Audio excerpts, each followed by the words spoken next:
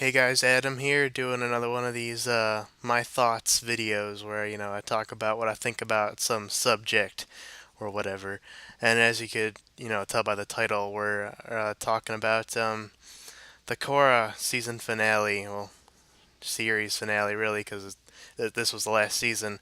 Admittedly, I didn't really want to do this because I've been seeing a lot of heated discussions about the way the show ended, and a lot of people either love it or hate it, or and usually with stuff like that, people get really passionate and it can be, I guess, mean sometimes. So I didn't really want to get into it that much, but I don't know. It's been in my mind ever since I watched it. That premiered. Ooh, I want to say a couple weeks ago now. So I've had a lot of time to sit on it and think about what I wanted to say. And I said, fuck it, let's just do it. So I'm not gonna go into the first big thing, and obviously spoilers here. I think that goes without saying. First watch everything before you watch this because it's a series finale. I'm gonna talk about everything, so you want to know what I'm talking about, and you don't want to be spoiled. So don't watch if you haven't watched it. I'm not gonna be talking. I'm gonna save the, I guess, most debatable stuff for last. I'm actually gonna bring to light some of the stuff I feel people aren't talking about just because they're so fixated on that big thing, which, I guess I don't have to spoil because I already said spoiler alert, but the whole Korra thing. So I'm gonna be saving that for last about what I think about it. But as for now, the first thing I wanted to go over was just the Fire Nation in general. Throughout the 4 seasons of Korra, we've gotten to see how the Water Nation is. They're pretty much the same, but then we also had the whole Unalaq thing in season 2 with her uncle, whatever. We got to see how the Earth Kingdom was a big play in both season 3 and 4, and then the whole rebuild of the Air Nation with new Airbenders and all that stuff. But we never got to see how the Fire Nation was doing. I mean, I know part 1 was all about the Fire Nation, but I'd still be interesting to see, how it's doing now, how the world accepts it. I mean, I guess, the world doesn't really, I guess, think too much about it, to be honest, since they aren't really mentioned too much. I know there was that one little clip of the current Fire Lord, Zuko's daughter. I don't know her name. I don't know if they ever said it.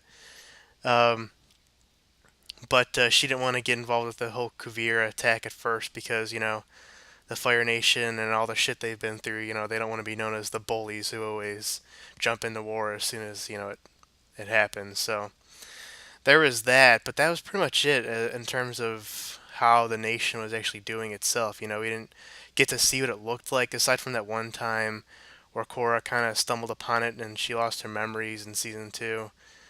That was really it, and I wanted to see more of it. I just felt it was a missed opportunity. And actually, one thing I'm going to be bringing up is I think there was a lot of missed opportunities here, and there could have potentially been, another season or a part 3 or something. I think there's still more potential that they could have used here. I don't think this was. If you ask me, I don't think it was like actually a good ending in terms of just wrapping everything up. But I guess we'll get to that when we get to that, because we're talking about the Fire Nation. So more on that.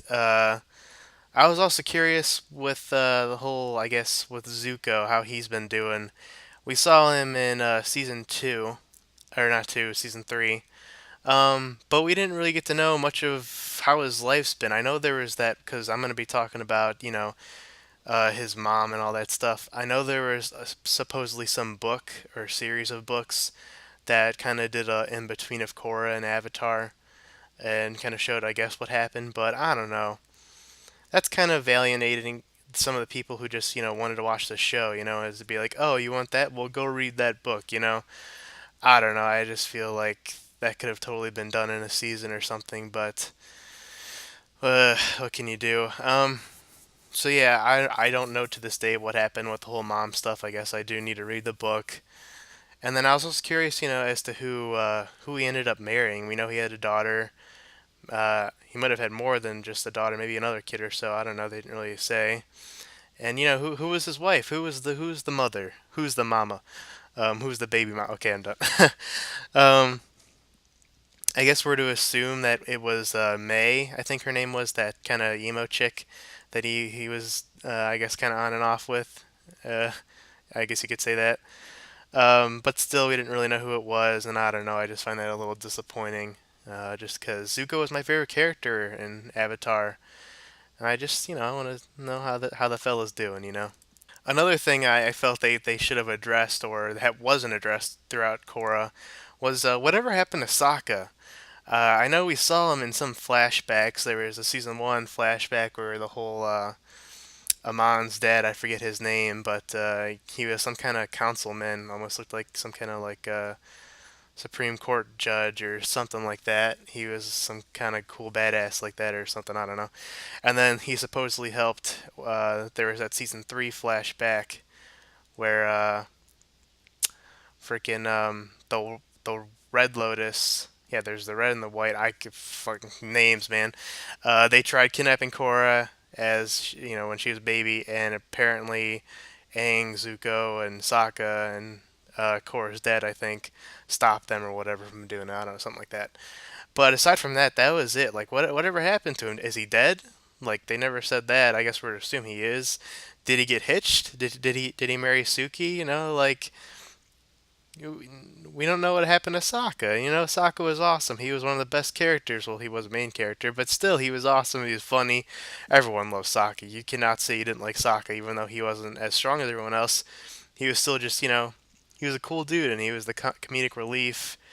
And I don't know. I just feel like that it sucks. We don't know what happened to Sokka, and that would have been cool to see. I also find it funny how, out of all the families that got the most focus, was Toph's, where it's like, I mean, Toph was an important character and I guess popular one. Don't get me wrong, but still, like, out of all the families, it was Toph's that got the most attention. I just think it's kind of funny. Um, but yeah, maybe they say what happened to him in the book once again. I don't know because I didn't read it, or maybe I missed an episode, which I highly doubt because I watched all of them. But I don't remember them ever saying something about Sokka, so I just thought I'd bring that to attention. Another thing I would like to talk about, although a lot of people are talking about it, so I didn't really think I needed to mention it just because I agree with everyone, but might as well just throw it in there, is Sue's mom, because we got to learn who Lynn's mom was, Kanto, and I heard the whole joke about how, oh, well, if, Toph married Kanto and had a kid, then I guess Sue's dad would be Johto, the Pokemon regions. But in all honesty, it's just kind of like, or honesty, not honestly, it's just, like, why not say it? I mean, you might as well just say it. I mean, I guess at the end of the day, it doesn't really matter too much because this Kanto dude was just a random guy anyway, and at the end of the day, it doesn't really mean anything. But I don't know. It'd still be nice to find out what happened with Toph. Why did she decide to live her life in the swamp? What happened with her first husband? Husband? Did he die? Did it just not work and they got a divorce? It was just a one night stand thing, and that was that. She got prego. She got knocked up. I don't know. I don't know. And then what happened to Sue's dad? Did he die? I mean, I just think it would have been a nice thing to touch base upon. And like I said a bajillion times throughout this thing, another good reason to make a season five for the show. But that's just me, and well, with this topic, that's everybody else too. Speaking of the old characters, one thing I felt was a missed opportunity in terms of the finale was with a reunion of the old Team Avatar. I mean, I know Aang obviously can't be there because he's dead, and I guess double for Sokka if he is, I don't know.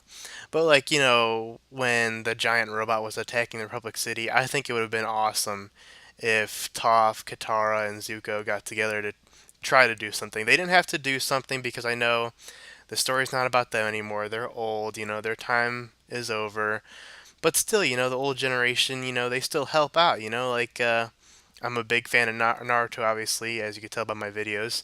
And a good example there is, like the first and second have been brought back with the reanimation, and they're able to help out. I mean, they're not, necessarily the main focus, and they're not actually doing everything, but they're still there to help, and I think that would have been awesome just to see them back together because we never did. We saw them, but we never saw them back together, and that was the whole thing about Avatar was just the whole friendship and as a group thing, That was one of the themes of the show, and I just think it would have been awesome if they got together during the finale. Um, which, like I said, is a big missed opportunity and would have been awesome if that happened. And like I said, that would have been there's still potential to have a season 5 or a part 3 because they could bring in a new villain who's even bigger than Kuvira and Zahir were, and then you can get the whole reunion thing. I mean, you could do touch base upon the Fire Nation, like I said earlier, or what happened to Sokka. And I don't know, just to get into this, I guess quickly, Kuvira as a villain, I wasn't really too fond of, to be honest. I actually kind of found it random almost. I mean, I know it was like, okay, Fire Nation, or not Fire Nation, Earth Nation in turmoil. She rose up and she became power hungry. But then the whole, the season finale, the whole, oh, I was an orphan, therefore I wanted to take care of it, and blah blah. I just found that kind of lame. Like, just she was power hungry. There you go. I mean, that happens. People rise to power. They're just like, oh shit, this is awesome. They get the biggest like boner, and they just become fucking crazy. Like that happens. So I don't know.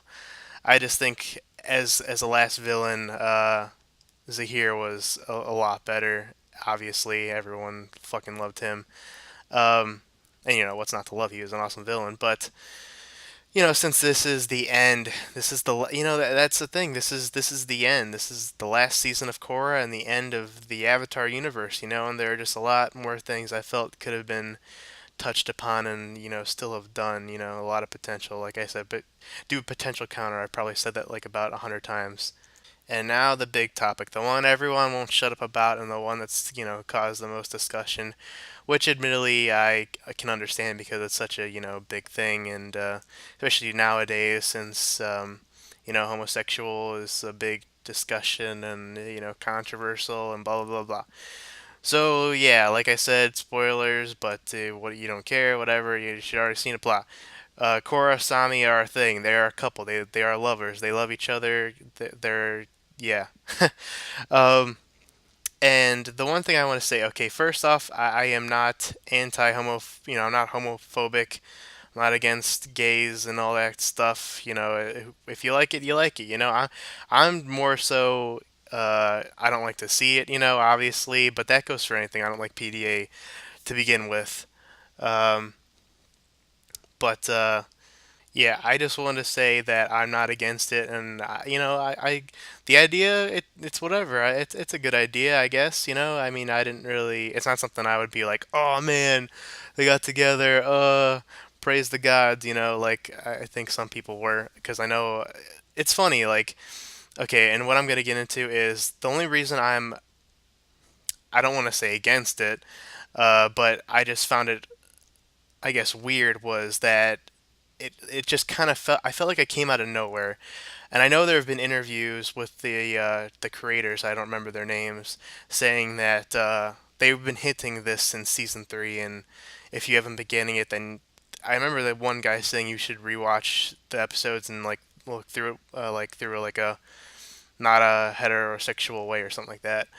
But when I stop and think about it, so the interactions that Korra and Asami had together since season 3 was they started driving together, they started becoming good friends, and then the beginning of season 4, I guess between the seasons when Korra left to go back to the Water Tribe, whatever, they wrote letters to each other, and she at first tried to write letters to Mako and Bolin, but their letters sucked dick. So she said, "Fuck that! I'll just write to Asami because she's actually fun to talk to."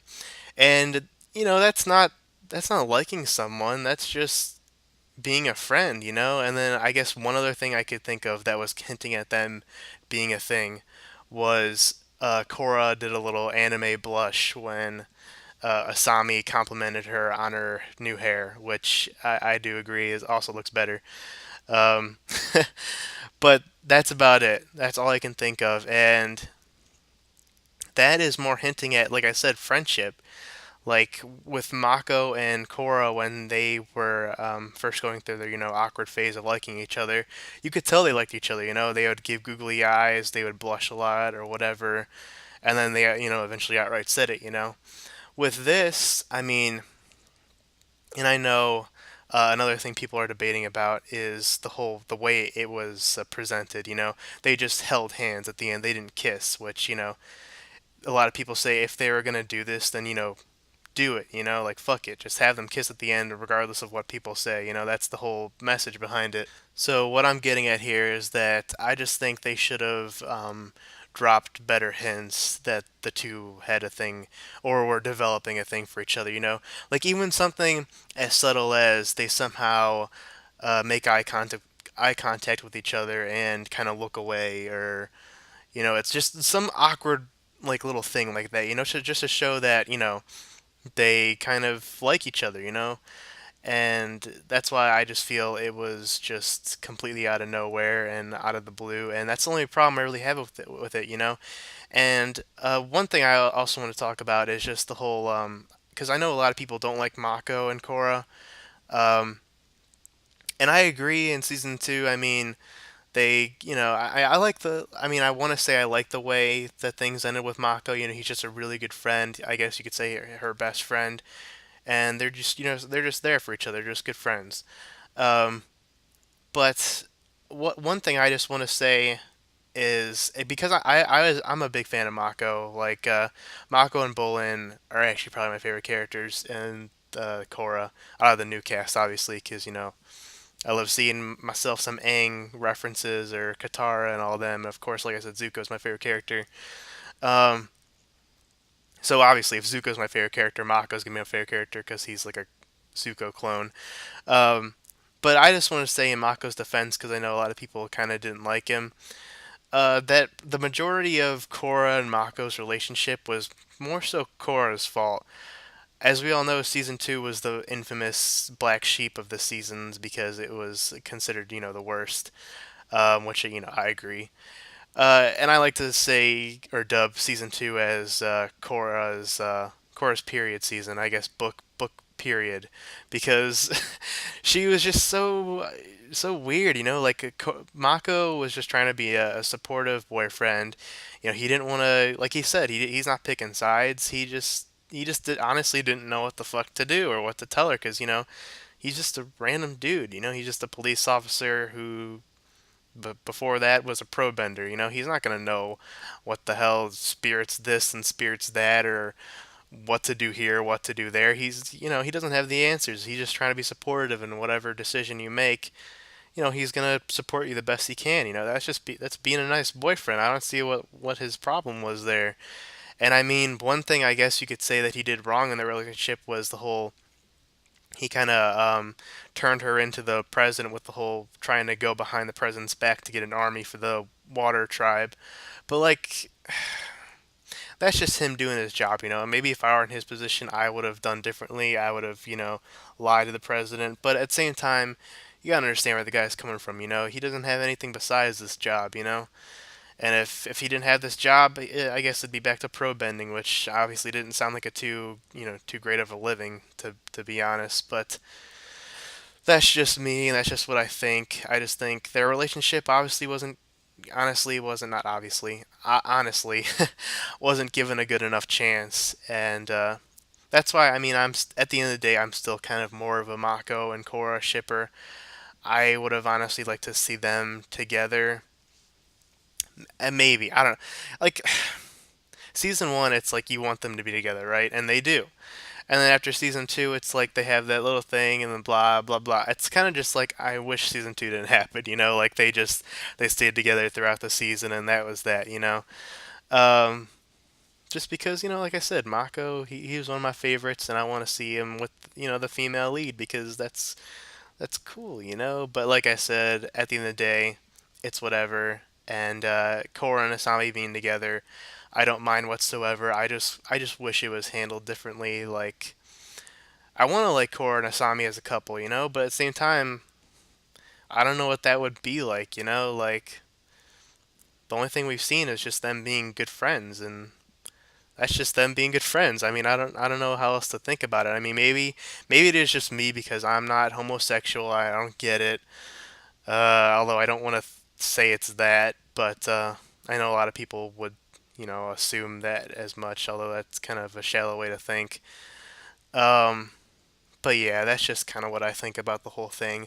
I like the idea. I'm not against it. I just wish it was handled differently and that we got more to it. And the big thing I want to emphasize is that I just think, and this even ties back into it. I think that this would warrant another season. We could get to see what Korra and Asami are like as a couple. We could see what the Fire Nation is like. Maybe get some answers to Sokka. I don't know. That's what I would like to see. And then get a old Team Avatar reunion. I don't know. I just think there's a whole lot of potential, and there could definitely be another season. And I think they should do it. I mean, maybe it's a matter of budget because I know they've had a lot of money issues throughout the show's life. But I don't know. And I've also heard that there's some petition going around trying to get another season going on Netflix, which I want to actually support, and I would even maybe link it to it if I could find it. Um, but I honestly don't think even if it did get enough signatures that it would happen because just the way the creators were talking about the season and some of their responses to the whole Korosami stuff, it just seemed like this was really it. This is what they intended, how they intended for it to happen, and how they wanted it to end. And even though I do want more, I want to respect the way they wanted to end the show. So I honestly don't really want to sign it. If you guys do, you can go find it somewhere, or you can, I guess, start a petition yourself if you really want to. That's it's all up to you. With freedom of speech and will, and yay, that's what's so great about being a person, I guess. Um, but yeah, that's all I got for this one, and I'm glad I did this. I got to get all this stuff off my chest. Um, so yeah, hopefully you guys enjoyed this and also Korra as a whole. I definitely enjoyed it, and it's sad to see it go, but that's just how things go, I guess. So yeah. Well, that's it for me, guys. I'll see you guys in another video or something. So yeah, you guys take care till then.